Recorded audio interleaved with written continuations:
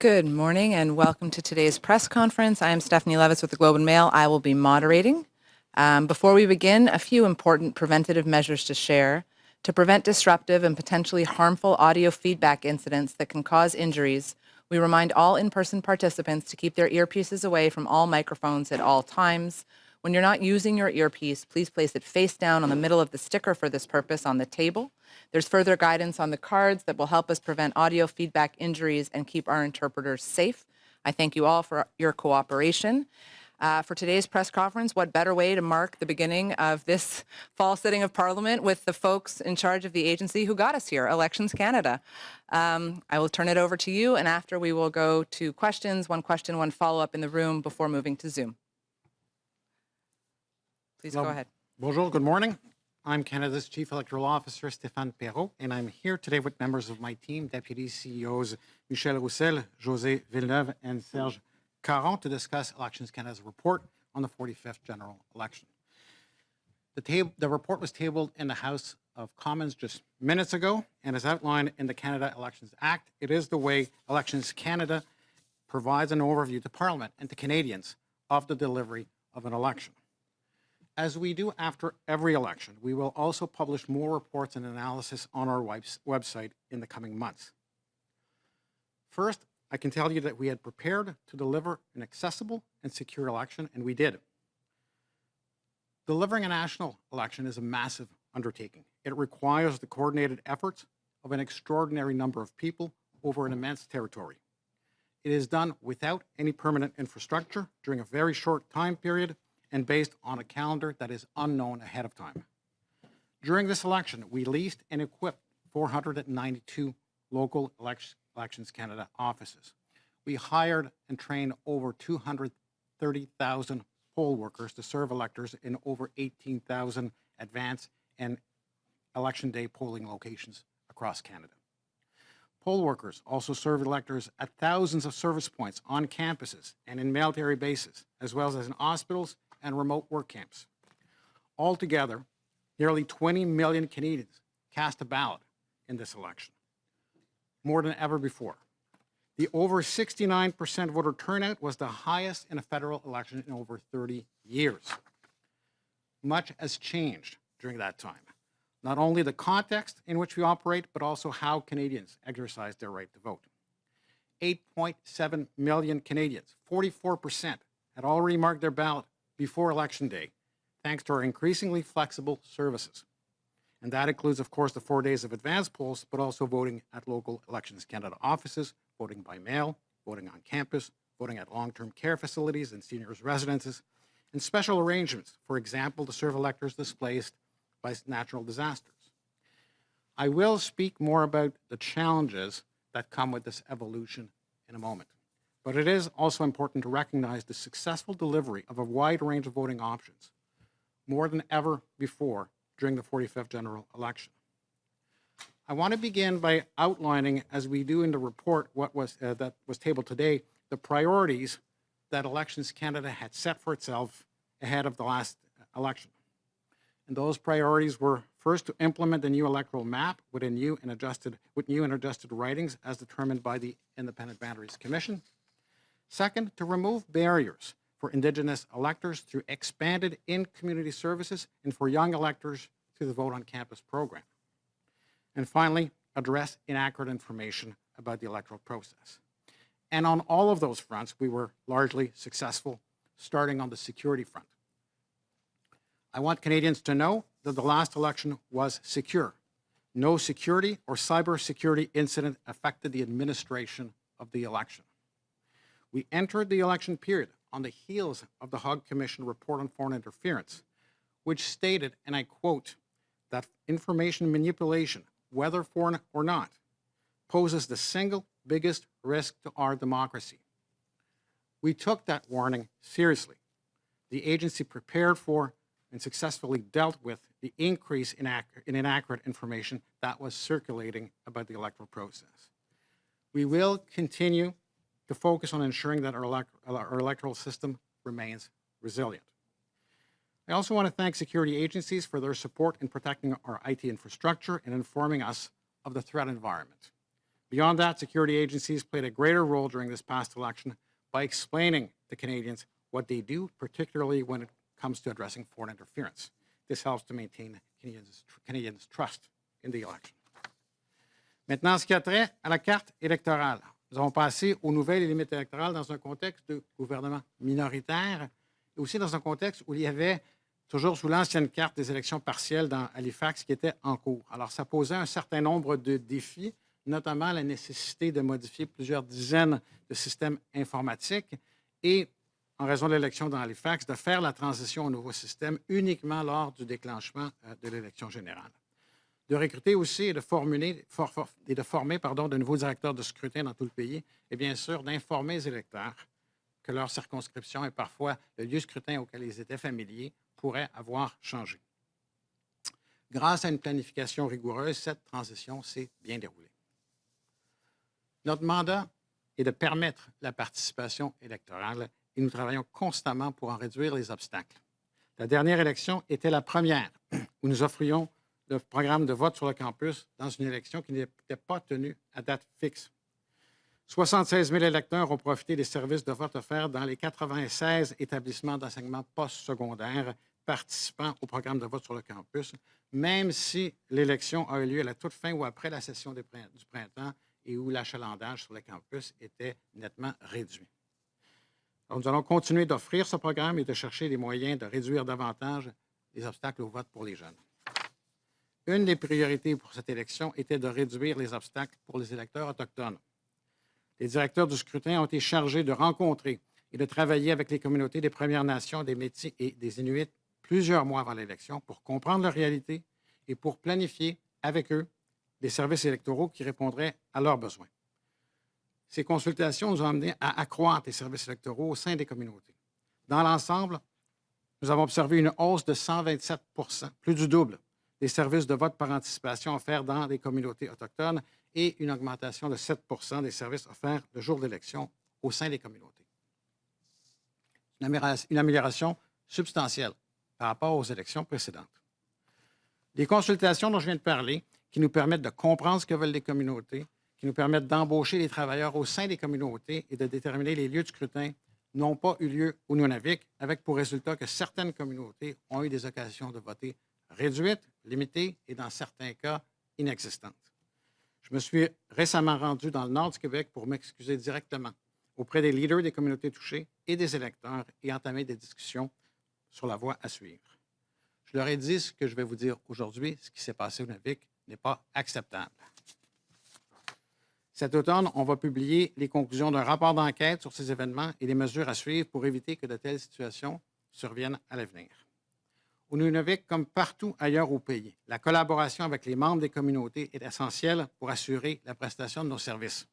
L'établissement de relations plus étroites avec les peuples autochtones restera une priorité pour Élections Canada.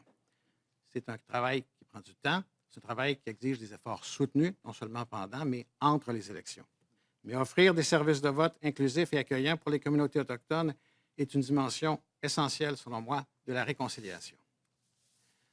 I would like now to turn to one other important challenge we faced and for which we need to find solutions. As I said, Canadians' voting behaviors are changing. 20 years ago, less than 7% of voters cast their ballot before Election Day. As I mentioned earlier, in this election, nearly half of all voters chose to cast their ballot early, and we must expect this trend to continue as it has done over the last decades. This means that in a 36-day calendar, we now have to be ready to serve the bulk of electors for advance polls, 11 days earlier than in the past, when virtually everybody voted on polling day. In a non-fixed date election context, with a short election period of 36 days, our system may have reached its limit. Not only are Canadians voting earlier, but the task of finding accessible and available polling locations and of finalizing the leases is increasingly difficult. In this election, 60% of voter information cards were delayed because of difficulties in finalizing leases with landlords. All this puts more pressure on returning officers who already have to deliver an increasing number of services. In a previous recommendations report to Parliament, I outlined the need for a longer minimal length for non-fixed date elections. I plan to raise this needed change with parliamentarians again. Part of our work that is affected by the added pressure on the electoral system is the administration of the special ballot process at local offices. It is critical to assess and address issues that emerged with special ballots, given the increased use by Canadians, as I mentioned earlier. I should note here that special ballots are not new and are here to stay. They allow us to make our services more accessible to Canadians in a variety of circumstances. For instance, they were used to offer voting services in work camps in Canada's north, for electors from the Northern Ontario community of Saskatchewan who were displaced due to spring flooding, and for Canadians voting early at local Elections Canada offices, not to forget vote on campus. But this process is manual and more complex to administer for returning officers. As we make our services more flexible, we need to ensure that our controls and processes evolve along with the expanded use of special ballots. In light of the issues with administering special ballots at local offices, I launched an internal review of our special ballot process, and I expect that review to be completed later this fall and to begin implementing changes as quickly as possible with a view to preparing for the next election. In conclusion, we largely met the main challenges that we faced ahead of the election. Despite the issues we will need to address, the last election saw a number of major improvements across a wide range of services to Canadians. We will need to think about the capacity to continue to expand the service offering, particularly ahead of polling day, and especially given the growing difficulties we face regarding the availability of workers in polling locations in an electoral calendar that is, in effect, shrinking. There are some things that we know we should look at. I've already mentioned the length of non-fixed date election. We've also begun to pilot during by-elections the use of the electronic lists of electors to help serve voters in a way that is both more efficient and flexible. This is a modernization step that I believe is necessary. These are discussions that need to be pursued with parliamentarians. In closing, I want to thank the 230,000 Canadians who took time to serve their neighbors, their communities, and who make elections possible.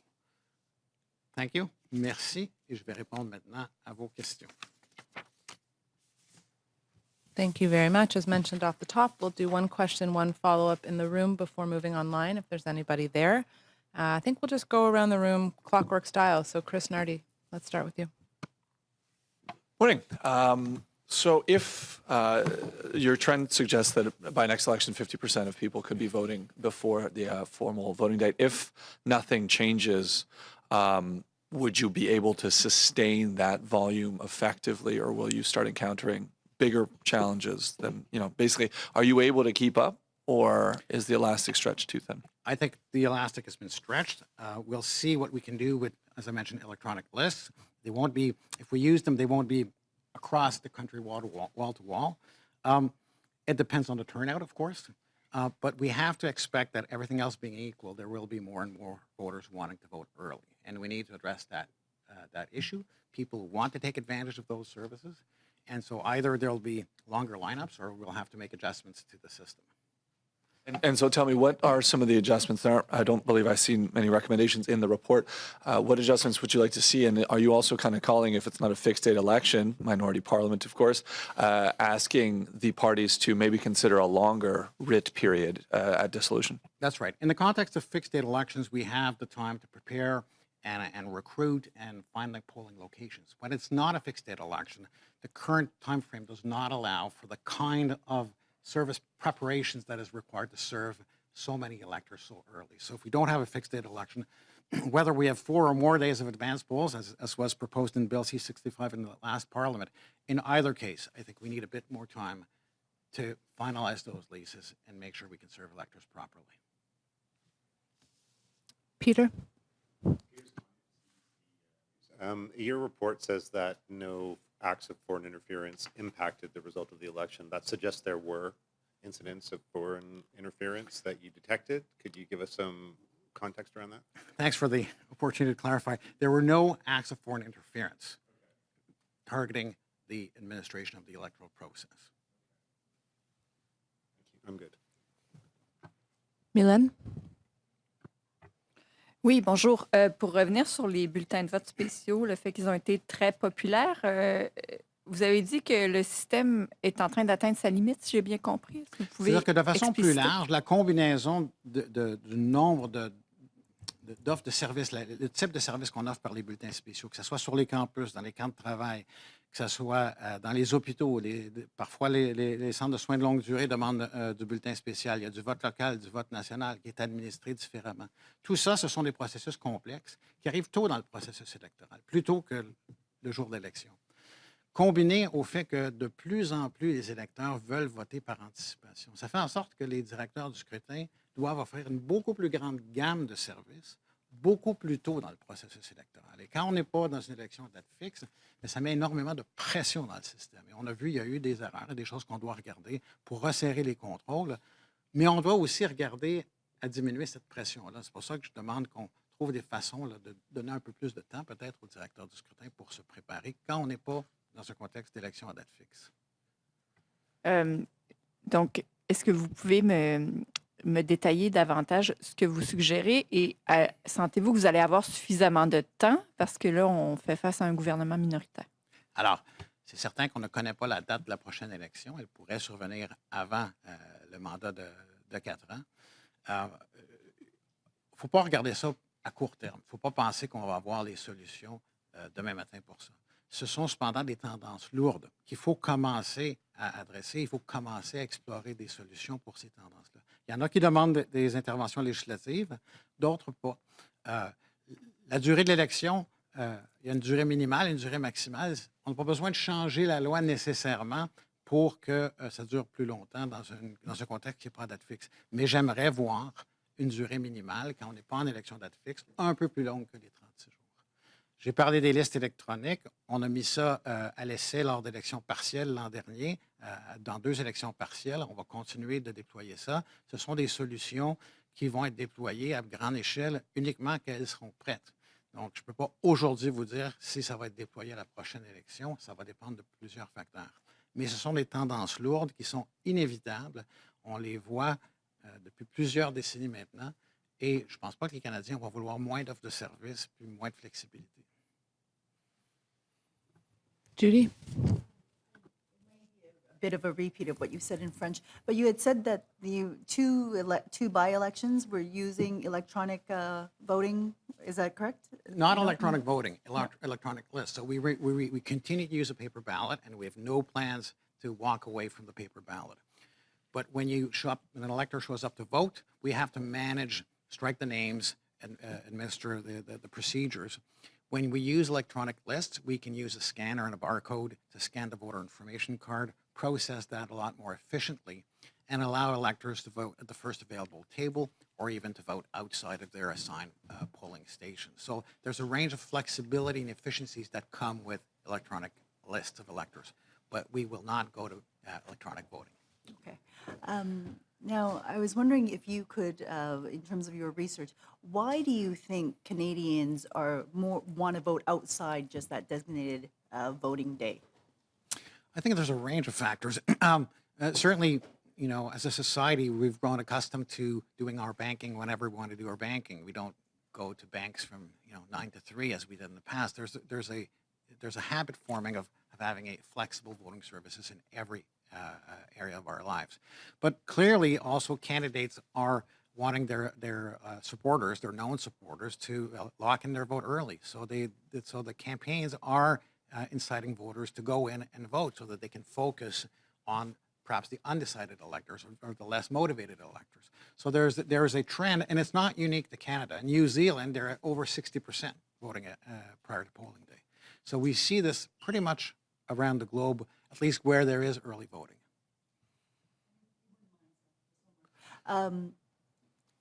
All the federal departments are supposed to be looking at artificial intelligence. What is Elections Canada doing about it? Are you looking at artificial intelligence in terms of either vote verification, or how could that help you?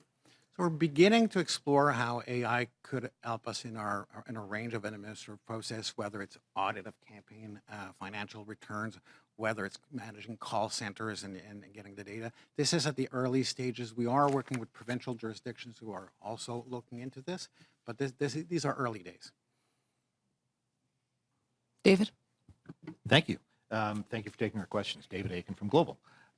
Just coming back on the digital voting, digital counting, you know other jurisdictions, other electoral authorities in Canada are involved in different processes. I know you've been involved in discussions at various parliamentary committees over the years about bringing in things to count and or cast a ballot. And it's my opinion there's been zero enthusiasm from MPs to move forward on that. So is it fair to say then that as an administrator on the federal side, that's something you're unlikely to proceed with on the counting or the casting of the ballot? Certainly not on the casting, and on the counting, not in the short term. There's nothing wrong with automated counts, and provinces do it successfully, and so I'm not opposed to it. But there has to be global, acceptability for that. And right now, as you indicated, there does not appear to be that. There are logistical issues also with that. So there's, there are pros and cons with that. In a country the size of Canada, if we ever go there, I'm pretty confident one day we'll go there. It won't be, wall to wall, sea to sea to sea. So it'll be a mix, as it is in provinces who use it, a mix of automation and manual counts. And if I can indulge with just two follow-ups, so I don't have to squeeze this together. They'll be quick. The longest ballot committee and your response in the Battle River Crowfoot thing. I haven't read all the recommendations, but it seems maybe a reasonable legislative response is in a situation where there are X number or more people on the ballot, then by rule, we move to the response in Battle River Crowfoot, which is you've got to write it in. Is that a potential response, or have you been thinking about what happens if we end up with a ballot of 100 people again? Yes, so it's a possible response. I do believe that signatures should be unique signatures. I don't think it's outside the policy of the regime right now. I think people who sign to support a candidate, the nomination of a candidate, shouldn't be signing to support any number of any candidate there is. So I think there should be a bit of a tightening of the rules there. Meanwhile, we did have success administering the special ballot, so that's an option. It was clearly preferable, I think, to what we saw in Carleton, even with a lesser number, 97 candidates in Carleton, 214 in Battle River Crowfoot. So we'll see what happens in the future, but that clearly is an option. And then my third was a quick one. Are you ready to deliver a fall election, 2025? So we always have to be able to deliver an election whenever it is called. We have to be realistic. An election that's a true snap election that nobody sees coming may not have the full range of services that you saw in the last election. So if there was an election tomorrow, there would be an election, but it may not be as smooth and with such a wide range of services.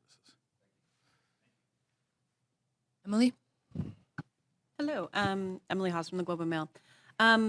So you talk about in the report a little bit about Terrebonne, and then you say to prevent similar occurrences in future elections and recognize with the evolution of demand for special ballots, the agency needs to make sure that supporting infrastructure and controls also evolve. Elections Canada will be conduct a comprehensive review of its training, control mechanisms, and processes. Is that specifically related to Terrebonne, or is that more general? No, more general. As I said, we have returning officers now have to administer a very wide range of services involving special ballots. Some are national, some are local. It's campus, it's hospitals, a lot more voting in person at offices, whether they are local electors or national electors. And for each of these, the rules vary a little bit. And so the procedures are a bit more complex, and they are more error-prone. And we've seen some of that, not just in Terrebonne, but we've seen some other errors in this election, and they're mentioned in the report.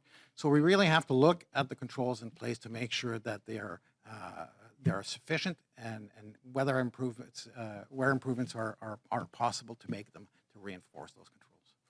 Do you have any sense yet of like what kinds of recommendations might come out of that, or what specifically you're going to be looking at? I mean, we'll be looking at everything from quality control measures, from training, revisiting the training. So there's a range of things, but these are internal controls at Elections Canada. I'm not thinking about changes to the legislation for that. Anya? Yes, and in the report, Anya Kadadeglia, Canadian Press, in the report you say you regret issues in Nunavik and other northern communities where people weren't able to vote. What are you doing to make sure that doesn't happen again? Well, There's going to be a report coming out in the fall, so don't want to get ahead of myself, but we will be looking at the steps that need to be taken. But at a high level, we know what needs to be done, and we've seen it elsewhere in the country. We know that when you do local engagement ahead of the election, you maximize the chances of having local workers work for the election, and so you don't have to fly in workers with the risk that comes with that in terms of weather forecast. But beyond the risks of weather, it's always the best option to work with local Canadians serving their neighbors. It's an issue of people knowing who is working with them at the polls, for them at the polls, understanding the language in some cases that they speak. So for a range of reasons, we need to maximize that, and to do that, in the case in particular of Indigenous communities, we need to be speaking with them ahead of the election. And just to follow up about that review on special ballots that Emily mentioned, did the number of issues around special ballots take you by surprise? And again, what are you going to do to make sure that that doesn't happen again in the next election? So we saw things that we hadn't seen before, errors that we hadn't seen before with special ballots. It's impossible to link a particular error to the fact that, as indicated, there's greater pressure on returning officers, but I have no doubt that the overall pressure to deliver a wider range of services in effectively, as I said, a shorter period of time increases the risk of errors. And so we have to look at controls, and that's why, in terms of what we need to do, we need to revisit all those controls, look at our training, look at ways that we can reduce human errors. These are manual processes, and errors will happen, but we need to have better controls in place to minimize those risks. We are going to move online because we have one colleague waiting very patiently to ask a question. So if the Hill Times, please go ahead. Hi, thank you so much for taking our questions today. Can you hear me? Yes? Hello? Can you guys hear the question? Yes, Yeah? Okay, yeah. Go ahead. Okay, great. Thank you. I wanted to ask, I was just curious, the estimated cost of the 45th general election in the report is mentioned to be 570 million. And in the similar report for the 2021 election, which was also a snap election, the cost was estimated to be 630 million. I was just curious to, why the costs have been lesser this election. Maybe I'm missing something. Sorry, if you could please clarify. Thank you. Yes, absolutely. So I need to break that down a little bit. But before I do that, I want to mention that these are estimates at this point, and bills are coming in as we speak. And so the final cost will take several months to be determined. But as we get closer, as we proceed, it will become firmer. So it's important to compare apples to apples. The cost of the delivery of the election is estimated at this point at some $570 million. A comparator to that is, for the last election in today's dollars, $574 million. The 630 figure that you quote included, well, first of all, it wasn't in 2025 dollars, and it includes preparation time and readiness in a context of a minority that was fairly short at that time. We had $150 million spent during the minority period ahead of the election to maintain a state of readiness, as we discussed just moments ago. For this election, we had a much longer readiness period, and so the cost of maintaining the ability to deliver the election, and that means having additional staff on board, call centers semi-ready to operate, not fully ready, but we manage those costs. So for this election was $203 million, and that's because of the 3 years of minority government that we faced. So I've broken down, and on our website, it's broken down between readiness and delivery costs. If you compare delivery, it was $574 during the pandemic, $570 for this election. Some pandemic costs, of course, were not present, but we had additional service points, vote on campus, a range of services that did cost some money. So that's where, in a nutshell, the difference. Got it. Okay. Yeah, I just wanted to make sure that I'm looking at the right numbers and have it clear. Yeah, I think that was my only question. Thank you. Could we do another Absolutely. one in the room? I'd like to use moderator's privilege just to ask a question about, is Elections Canada subject to the directive from the government to find cost savings right now at a certain percentage? And if so, what is that percentage and what are you doing to cut costs when it's clear you don't have a lot of wiggle room? That's right. It's minority context. So thankfully, we are not subject to those measures, but we are, of course, looking at how we can be more efficient. So we are doing some reviews of our costs, notably on the IT side.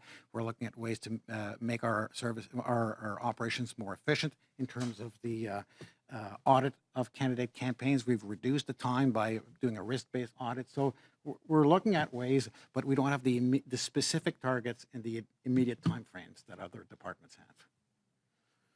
And just as my follow-up, I mean, this is the second election now that's returned to minority parliament, and there's a lot of political pundits who say maybe that is our new reality.